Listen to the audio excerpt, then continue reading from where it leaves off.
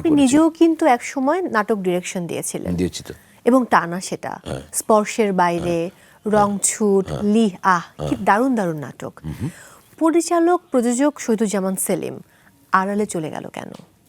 অনেক কারণ আছে তার। এই যে আজকে মাছরাঙ্গা টিভিতে যে আমি বসে আছি, সামান্থা নামে একটি ধারাবাহিক নাটক দিয়ে মাছরাঙ্গার ধারাবাহিক নাটকের স্লট শুরু হয়েছিল।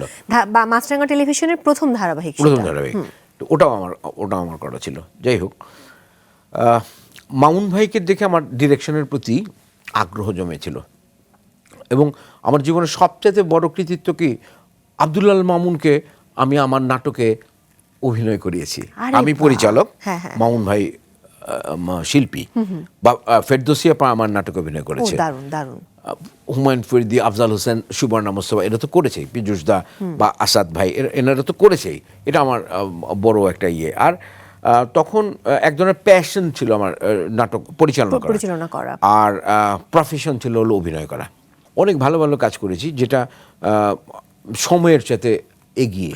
আপনি যেটা বললেন যে শ্রদ্ধা আব্দুল্লাহ মামুন আপনার পরিচালনায় কাজ করেছেন, আফজাল হোসেন, শ্রদ্ধা আবুল হায়াত, মামুনুর রশিদ, আফজাল হোসেন, সুবর্ণা মোস্তফা, রাইসুল ইসলাম আসাদ, এই যে কিংবদন্তি পীযূষ বন্দ্যোপাধ্যায়, তারা আপনার পরিচালনায় কাজ করেছেন। নির্মাতা হিসেবে আপনার সবচেয়ে বড় অর্জনের কথা যদি আমি জানতে চাই, তাহলে কি বলবেন?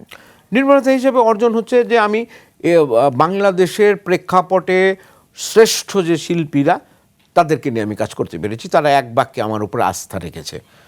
আমি তাদের সকলে যেতে কনিষ্ঠ, সুবর্ণার আমি কন্টেম্পোরারি, তাছাড়া আর সবার যাদের নাম বললাম তাদের সবার চেয়ে আমি ছোট, কিন্তু তারা আমার উপরে আস্থা রেখেছে এবং আমি ডাকলেই তারা চলে আসতো, কারণ তারা জানতো যে তাকে কোন চরিত্রে ডাকা হচ্ছে এবং আমি কেন ডাকছি এবং কিভাবে আমি কাজটা করতে চাই।